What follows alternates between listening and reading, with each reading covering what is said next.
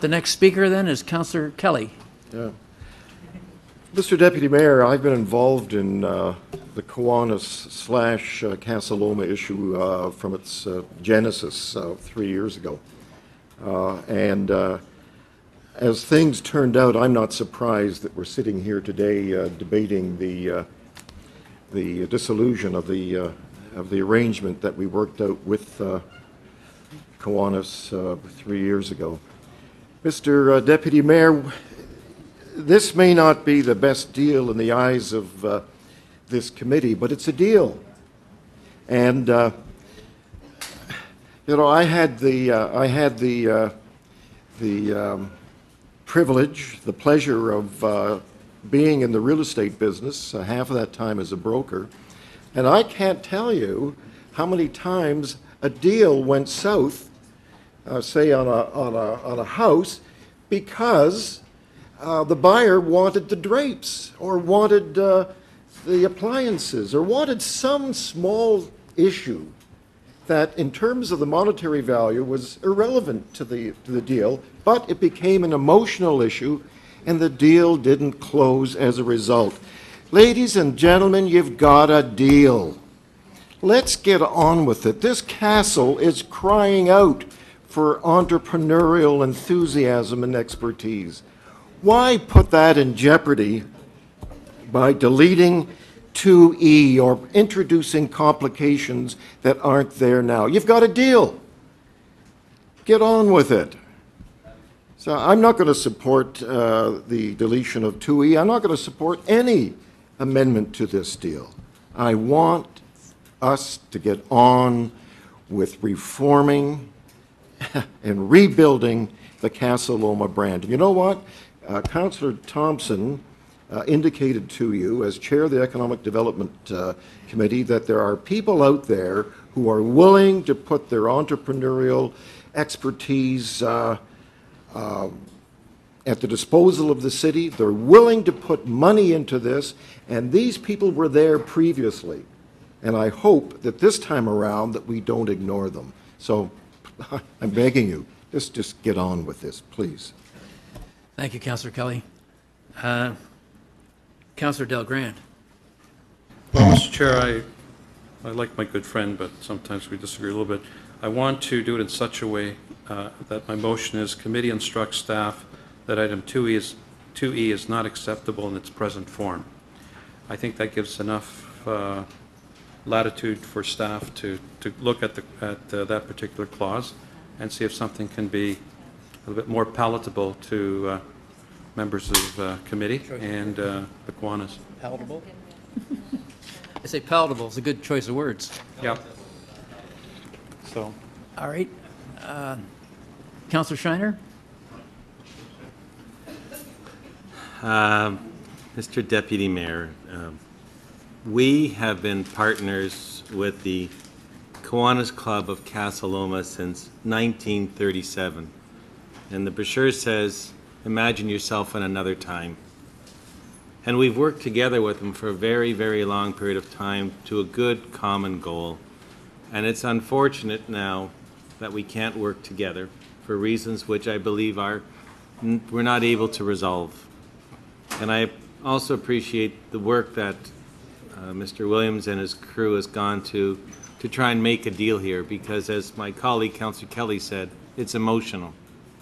It's very emotional when you have to sell your home that you've had since 1937 or move out of it.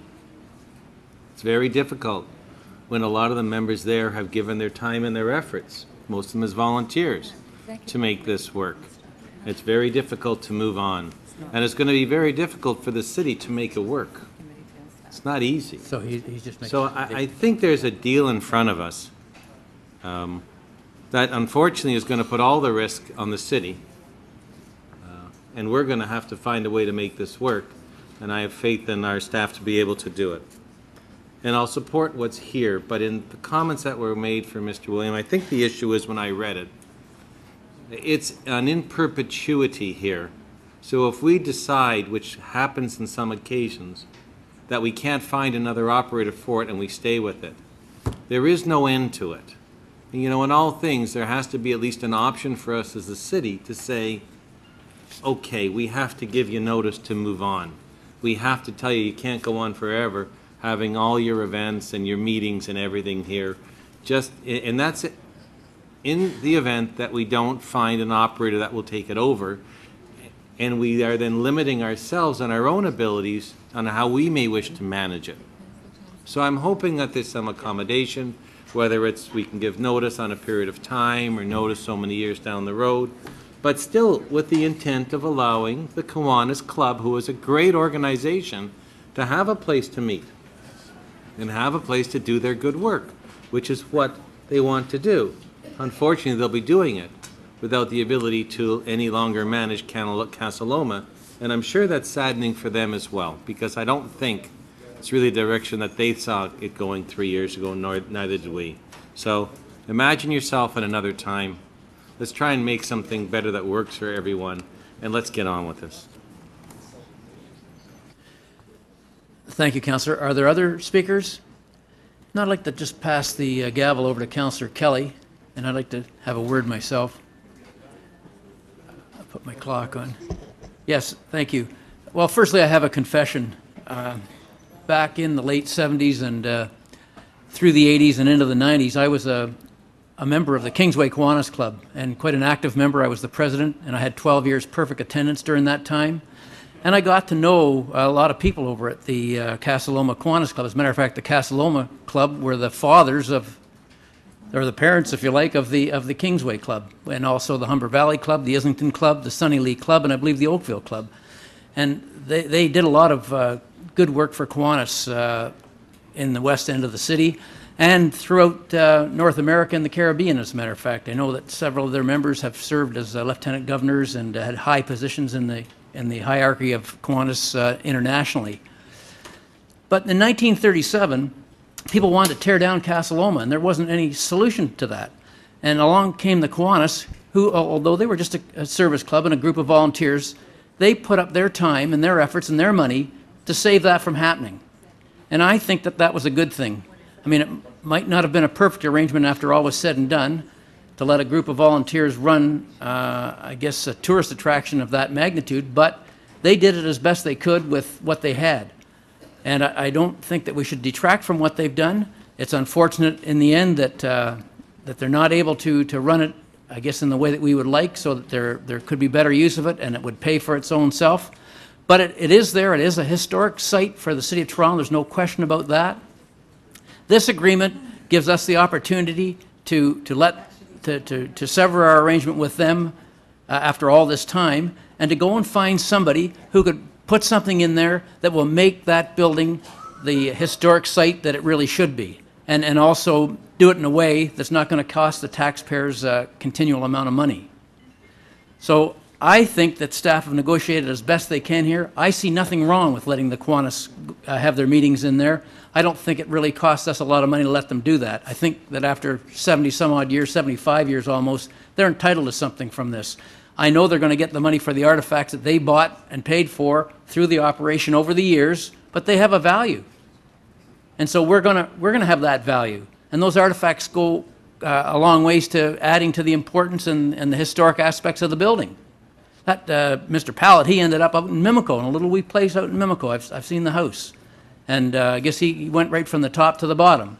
But nevertheless, Casa Loma is still a historic site that's worth preserving, worth keeping, and worth us finding someone who can make something of it, and I believe that can be done. But we have to get out of this arrangement in the best way we can. The other options that staff told you about weren't right. Like if Kiwanis doesn't agree to come out of it the way that we want them to, then what have we got? We've got them continuing on. The struggle goes on for another period of time. Let's cut it. Cut your losses. Get out the best way we can, and this is it, and get on with making that the attraction it should be. Hear, hear. I pass the gavel back to the... Thank you very much. Okay, are there any other speakers? Okay, we've got three motions. We've firstly got the motion put forward by Councillor Thompson. That's a technical amendment, as I understand it. All in favor? Opposed, if any? That's carried. We've got Councillor Ainsley's motion, which is to delete 2E, and that's amended by Councillor... wasn't amended? We vote on that first, and if that fails. Well, I thought it was a friendly amendment he was putting forward. Okay, so that replaces now Councillor. So how does that read now then with the friendly amendment? It's, Yeah, you cannot vote.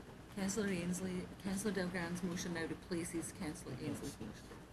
Councillor Delgrand's motion replaces Councillor Ainsley's motion. Is that acceptable? That's what it is. Okay, Councillor Delgrand's motion then is to, we better put that one up.